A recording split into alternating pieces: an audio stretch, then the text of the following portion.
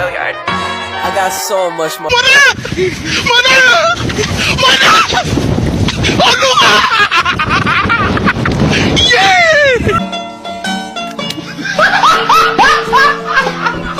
Are you ready, kids? Aye, aye, Captain! I can't hear you. Aye, aye, Captain! Oh! Fucking design on right now. Break it down, bring it back, make it clap. I got 3 old thoughts, new block, where that thing. Bitches on my line, and you know.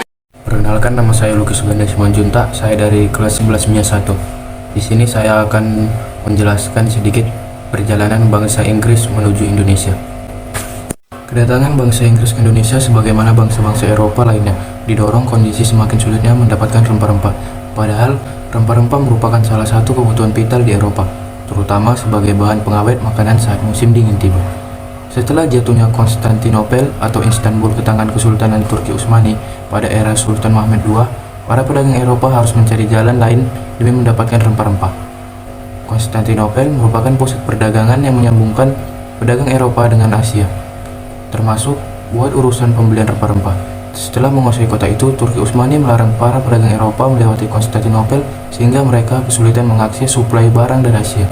Akibatnya, harga rempah-rempah di Eropa melambung tinggi. Dalam kesulitan tersebut, seorang pelaut berkebangsaan Italia bernama Christopher Columbus mengajukan proposal ekspedisi untuk mencari jalan menuju Asia melewati barat kepada kerajaan Portugis, tetapi proposal itu ditolak. Kemudian, Columbus mengajukan proposal serupa ke Spanyol dan menghasilkan pendanaan. Hal tersebut dapat terjadi karena Spanyol mengalami kemenangan dalam pertempuran melawan bangsa Moor di Granda.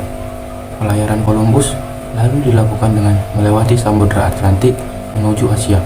Namun, Columbus justru menginjakkan kakinya di Haiti atau Amerika pada tahun 1492. Rombongan ekspedisi Columbus akhirnya kembali ke Spanyol pada tahun 1493 dengan membawa emas, rempah, dan budak. Perjalanan Columbus menjadi salah satu pencapaian yang mendorong banyak orang-orang Eropa lainnya berlayar menjelajahi samudera ke negeri-negeri jauh. Tujuan utama mereka adalah mencari dunia timur. Maka itu, Raja Manuel I dari Portugis memerintahkan Vasco da Gama melakukan pelayaran untuk menemukan daerah penghasil rempah-rempah. Pelayaran Vasco da Gama dimulai dari Lisabon menuju Tanjung Harapan atau Afrika Selatan. Kemudian dia dan rombongannya melanjutkan perjalanannya ke timur. Pada tahun 1498, Vasco da Gama berhasil mendarat di Calicut dan Goa, pantai barat India. Di sana ia membangun sebuah sektor perdagangan serta benteng pertahanan.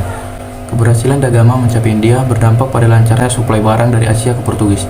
Lisabon lantas semakin berkembang sebagai pusat perdagangan. Inggris merupakan salah satu bangsa Eropa yang mengandalkan suplai barang yang mampir di Lisabon. Rempah-rempah yang diserahkan Inggris dari Lisabon kemudian diperdagangkan di Eropa Barat dan Eropa Utara. Namun, situasi itu tidak berlangsung lama. Inggris kesulitan mendapatkan rempah-rempah dari Lisabon lantaran bersitegang dengan Portugis terkait Perang 80 tahun. Perang pada 1566 sampai 1648 itu adalah episode pemberontakan Belanda terhadap Spanyol. Para pedagang Inggris kemudian mencari jalan untuk mencari daerah utama penghasil rempah-rempah di dunia timur. Dalam pelayaran ke dunia timur untuk mencari rempah-rempah, pelaut Inggris pertama kali sampai ke India pada tahun 1498 dengan mengikuti rombongan Portugis yang dipimpin oleh Vasco da Gama. Inggris kemudian berupaya memperkuat kedudukannya di India dengan membentuk kongsi dagang bernama East India Community atau EAC pada 1600. Kemudian merujuk pada tahun 1602, pemerintah Inggris mengirim utusannya ke Banten guna menjalin hubungan bilateral. Rombongan Inggris sampai ke Banten pada tahun 1602 dipimpin oleh Sir James Lancaster. Inggris untuk mendirikan sebuah kantor dagang di daerah Banten. Selain itu, Inggris juga berhasil mendirikan beberapa kantor dagang di daerah seperti Ambon, Makassar, Jepara, dan Yogyakarta pada tahun 1604. Rujuk catatan Muhammad Nur, pada abad ke-19 sampai pertengahan abad ke-20, penjelajahan bangsa Inggris ke Nusantara atau India Timur yang paling awal dilakukan salah satunya oleh rombongan yang berada di bawah komando Francis Drake. Pada Juli 1579, rombongan Drake berlayar ke barat. Setelah 68 perjalanan, mereka berhasil ke Samudra Pasifik. Dari sana, menukil keterangan di laman Britannica, Drake melanjutkan perjalanan ke Filipina. Drake akhirnya menemukan Maluku, mendapatkan izin dari Sultan setempat dan berhasil membawa pulang rempah-rempah. Dia kembali berlayar ke Inggris lewat Tanjung Harapan. Keberhasilan Drake menemukan Maluku dan membeli rempah-rempah dari sana membuat Inggris mulai menaruh perhatian terhadap perdagangan di Asia Tenggara dan Asia Timur. Kembali mengutip catatan Muhammad Nur, pelaut Inggris. Pitch menjadi orang Inggris yang pertama sampai di Ormuz, Teluk Persia pada tahun 1583. Ia kemudian melanjutkan pelayaran menuju Hooghly di delta Sungai Gangga, India. Selanjutnya, Pitch berlayar ke Burma dan berhasil sampai ke Bandar Malaka pada tahun 1588. Selama 3 tahun, Pitch mencermati situasi perdagangan dan pelayaran di Nusantara.